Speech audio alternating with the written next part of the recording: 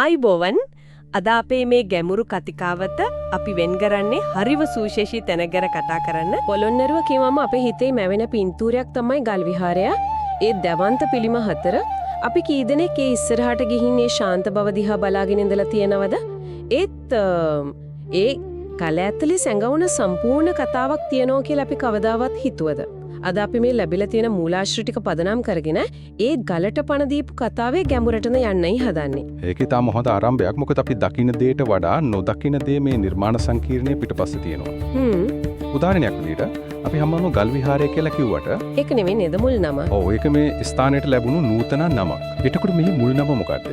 මම මේ සටහන් කියවනකොට දැක්කා උත්තරාරාමයක් කියලා නම. මහා පරාක්‍රම බාහු රජතුමා මේ නිර්මාණය කරවන්නේ උත්තරාරාමයේ කියන නමින්. චූල වංශය වගේ ඓතිහාසික ග්‍රන්ථවල ඒ නම පැහැදිලිවම සඳහන් වෙනවා. ඒ කියන්නේ ගල් විහාරය කියන නම පස්සේ කාලෙක ආපු එකක්.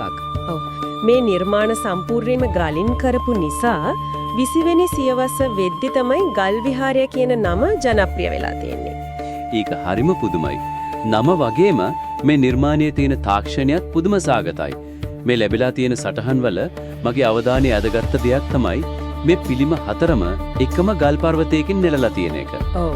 අඩි 80ක් දිග අඩි 30ක් පළල එකම ගලකින්. හින්දි, හිටි, සතපෙන කියන ඉරියව් තුනෙම එකම ගලක නෙලා තිබීම ලංකාවේ විතරක් නෙවෙයි.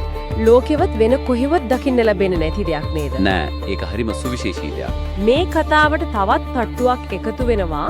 මේ නිර්මාණ වසර 600ක් විතර පොළොව යක හැංගිලා තිබුණා කියන එක දැනගත්තම. ඔව්. ඇයි එහෙම දෙයක් කරන්නේ නැත්තේ? එක මේ ස්ථානීය ඉතිහාසයේ තියෙන ඊටාම සංවේදී වගේම වීරෝධාර සිදුවීමක්. පරාක්‍රමබාහු රජතුමාගෙන් පස්සේ රටට එල්ලවෙන කාලිංග මාංග ආක්‍රමණයේත් එක්කේ මේ උත්තරාරාමය විනාශ වී කියන බයට ඒ කාලේ හිටපු මිනිස්සු මේ සම්පූර්ණ විහාර සංකීර්ණයම පස් දාලා වහලා දානවා. එහෙනම් අපි ඒ ගලෙන් කියවන කතාවේ පළවෙනි පරිච්ඡේදයෙන් පටන් ගමුද? හොඳයි. ඒ තමයි පළවෙනි සමාධි පිළිමය. බුද්ධත්වයට පත්වීම නිරූපණය කරන ඒ පිළිමය. ඔව් ඒක තමයි මේ කතාවේ ආරම්භය. මම මේ මූලාශ්‍ර කියවනකොට පුදුම වුණු දෙයක් තමයි අපි එතනට ගියාම දකින්නේ එක බුද්ධ ප්‍රතිමාවක් වුණාට ඇත්තට මෙතන බුද්ධ ප්‍රතිමා 5ක් තියෙනවා කියන එක. ඒක කොහොමද වෙන්නේ? අන්දේක තමයි මේ නිර්මාණයේ තියෙන ගැඹුර. ප්‍රධාන පිළිමයට පිටුපසින් තියෙන මකර තොරණේ. තොරණේ. ඔව්. තොරණේ ඊටාම සියුම් විදියට තවත් කුඩා බුද්ධ ප්‍රතිමා 4ක් නෙලලා තියෙනවා. ඒ පහෙන්ම නිරූපණය වෙන්නේ මේ මහා භද්‍ර කල්පයේ පහළ වූ බුදුවරුන් 5 නම. ඒ කියන්නේ කකුසන, කොණාගමන, කාශ්‍යප, ඔව්. ගෞතම සහ මෛත්‍රී කියන බුදුවරුන්. මේක නිකම්ම පිළිමයක් නෙවෙයි. බෞද්ධ විශ්වවිද්‍යාව ගැන කියවන ප්‍රකාශනයක්. ඒ කියන්නේ අපි එක පිළිමයක් කියලා හිතුවට ඒක ඇතුලේ සම්පූර්ණ බෞද්ධ දර්ශනයක්ම කැටයම් කරලා තියෙනවා. අර මකර තොරණෙත් විශේෂ අර්ථයක් තියෙනව නේද? මකරා කියන්නේ සාමාන්‍යයෙන් ටිකක් භයානක මනකල්පිත සත්වෙක් නේ. ඔව්. මෙතන තියෙන සංකේත හරහා තමයි සිරිපිය දර්ශනය මතු කරන්නේ. මකරා කියන්නේ කෙලෙස්. කෙලෙස්.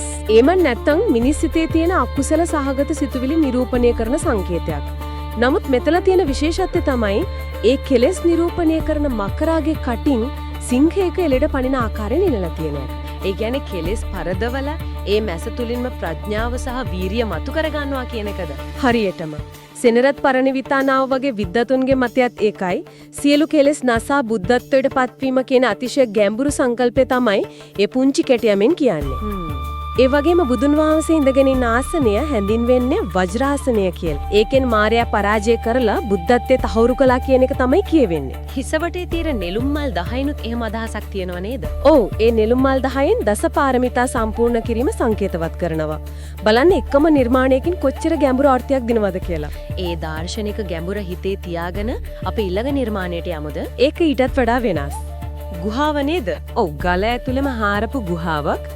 මූලාශ්‍රවල මේක හඳුන්වන්නේ විද්‍යාදර ගුහාව. එහෙමත් නැත්නම් නිසින පටිමා කියලයි. ඔව්. විද්‍යාදර කියන්නේ දිව්‍යමය ඥානයක් ඇති කියන අර්ථය. මේ නිර්මාණය ඇත්තරම පොළොන්නරු ශිල්පීන්ගේ තාක්ෂණික හැකියාවේ උච්චතම අවස්ථාවක්. ඒ කොහොමද? මොකද මේක ස්වභාවික ගුහාවක් නෙවෙයි. ඔවුන් ගල් කණු දෙකක් ඉතිරි වෙන විදිහට ඝනගල අඩි 16ක් ඇතුළත හාරලා තියෙනවා. ගුහාව ඇතුලේ තියෙන පිළිමයන් නිරූපණය වෙන්නේ බුදුහාමුදුරන්ගේ ජීවිතයේ මොන අවස්ථාවද? මෙන් නිරූපණය වෙන්නේ බුද්ධත්වයන් පස්සේ බුදුන් වහන්සේ තව්තිසා දෙව්ලොවට වැඩම කරලා තමන්ගේ මව වූ මාතෘ දිව්‍ය රාජයාට අභිධර්මය දේශනා කරන අවස්ථාව. ඒ නිසයි තමයි විද්‍යාදර ගුහාව කියන නමත් ලැබිලා තියෙන්නේ. ඔව්. ඒ දිව්‍යමය ස්වභාවය මතු කරන්න ශිල්පීන් පුදුම සහගත දේවල් කරලා තියෙනවා.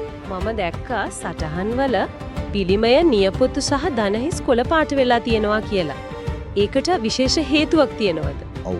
ඒ කාලේ මේ සම්පූර්ණ පිළිමයම රත්තරන් සහ තලිසම් කියන වටිනා ලෝහ මිශ්‍රණයකින් ආලේප කරලා තිබිලා කියනවා. සම්පූර්ණ පිළිමයම. ඔව්.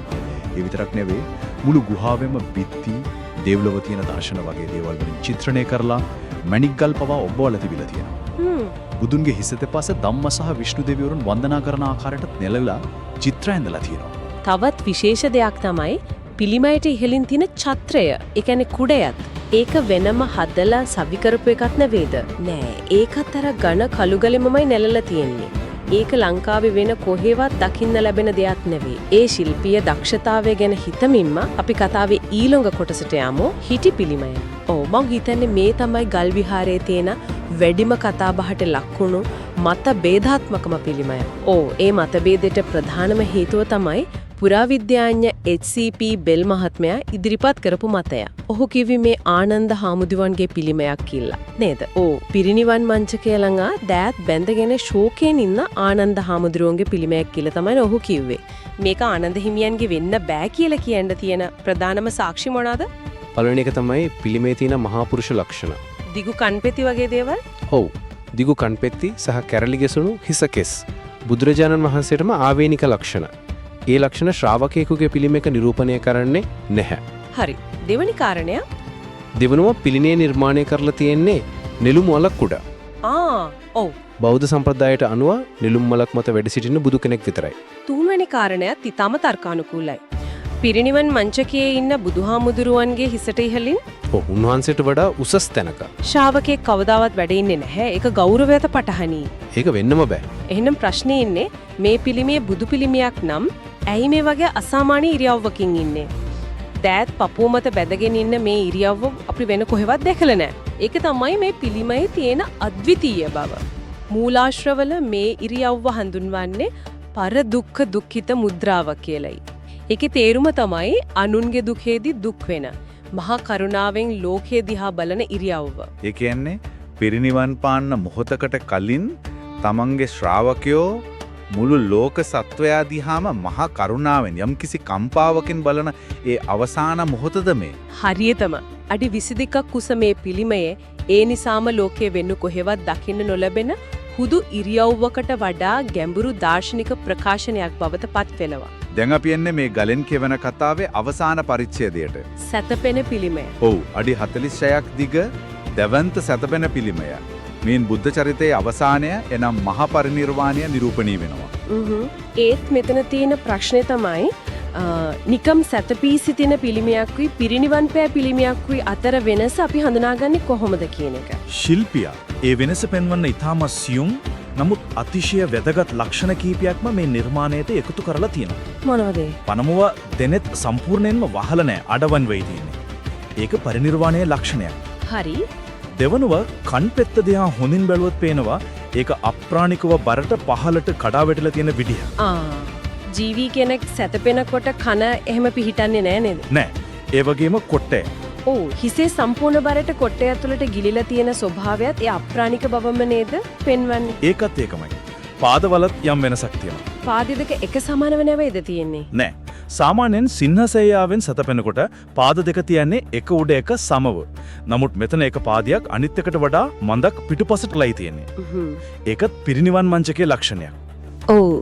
ඒ විතරක් නෙමෙයි සිවුරු පොටක් අප්‍රාණිකව බිම ගෑවි තිබීමත් ඒ අවසාන මොහොතේ නිශ්චල බවමයි පෙන්වන්නේ. ඒ කියන්නේ මේ සියලුම සියුම් ලක්ෂණ එකට එකතු වුණාම මේක නිකම්ම සැතපීමක් නෙවෙයි මහා පරිනිර්වාණයමයි.